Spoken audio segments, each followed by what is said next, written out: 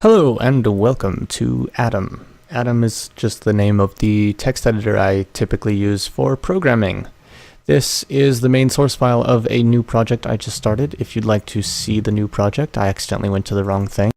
This is what it currently looks like. Right now it's just a height map generator, and then it outputs, oh look at that, mostly ice. It outputs a little colorized map right here, so you can see like bright white is the highest peak, and then it kind of gets a little bit darker as you go lower, and then we go into the grasslands, which as you get lower get darker, and then you go into the ocean, which also follows the same pattern of brighter near the surface, and when there's deeper depths we have 0. And it just occurred to me how hilarious it is to have a height map for an ocean when the ocean is all going to be at the same level. However, this would mean deeper area, you know, where it's darker, and every time I'm clicking it's generating a new map, and this is how it looks right now. Of course I can actually change how it looks. If we just look at these, function basic, function cloud, and function dynamic, these all take a value between 0 and 255. That's the H val on all of these. That's the height value. I'll tell you how those are generated in a minute. And then it does something different depending on what they are. So cloud just says, hey, take that, and we're going to use that as a gray value. Basic just goes, hey, if it's under this level, then it's water. If it's under this level, it's green. And then this is kind of a weird name. I really should just call this ice. It really should just be called ice, because that's what it is.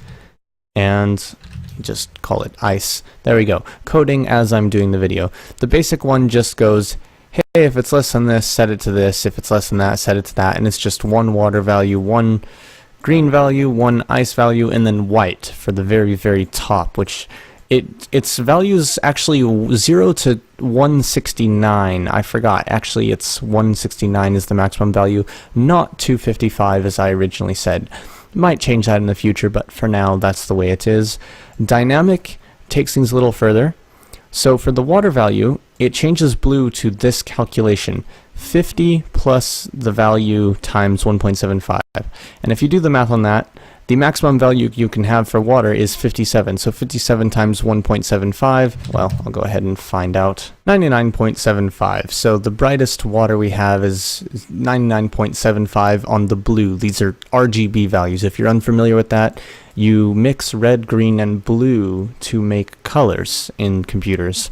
And so the blue value is set, and only the blue value is set for the water, and that gives us this nice darker to brighter look.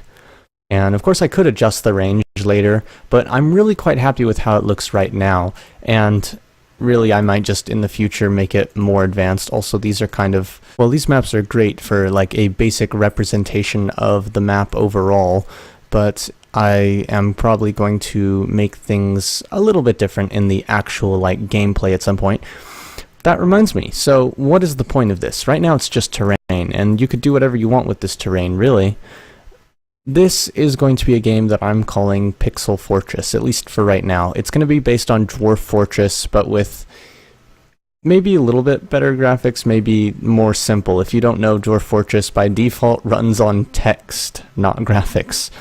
And so in a way this is going to be better graphics, but in a way it's not. It's supposed to be simplified in some manner. It's supposed to be massively simplified. Dwarf Fortress is a really complex and really complicated game. If you haven't heard of it, I recommend you go check it out.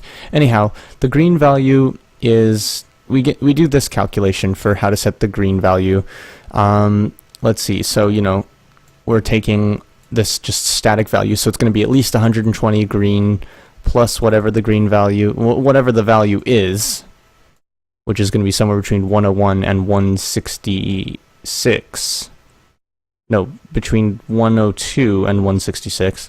And then multiply it by 2. So you can get bright greens to darker greens at lower values, brighter greens at higher values. The ice color is even stranger. It's supposed to be kind of a pale blue. As you might have noticed, it's kind of a pale blue. And there is some variation, and you might notice that there's you can kind of see a variation in red in there, which, I don't know, it's a bit off, but I kind of like it, regardless. I don't know. I might want to improve that later on. We shall see as time goes on. But anyhow, so we have just the raw value, which is somewhere between 102 and 167. I was saying the wrong value for the green earlier. I just noticed that. Yes, 102 to 167 is the ice. So it's hval for the red, hval times 1.5 for the green, which gives us a maximum value of 250, and then 255 for the blue, and then the very, very top of the map is just plain white. So you'll notice there are a few pixels. There we go. There's one on this one, and there's quite a few on this one. There's always a few pixels that are the maximum value. I think technically it should be possible for you to get some maps where there are no maximum values though, because of the way this actually generates. So yeah, that's the basics of how it actually displays. So we go down here, this is the draw function. Hmap is just a 2x2 array, which as you can see here, I and j, that's how I'm indexing the array.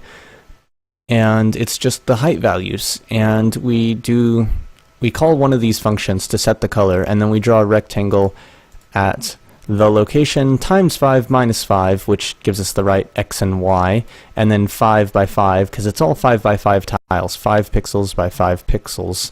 And if I change this to cloud, which is just the gray and white, you can see it does this, and we go all the way from black to white, whatever it will do, and you can see it looks like a cloud, and so that's why I called it a cloud.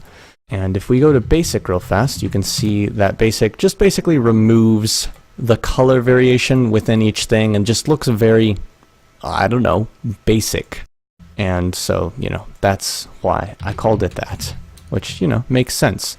And then we have just quick little things here. This just says if I push the escape key, it just exits right out. It's nice to be able to just hit escape and exit right out of something. Mouse pressed, so it checks if the mouse is pressed. This is an L, not a 1, so it stands for the left mouse button, which is, a left click, and that allows me to quickly generate new terrain so that I can verify by looking at it that nothing is breaking. So I can see, everything looks good, everything looks good, everything looks good, etc. So how do we actually make the height map?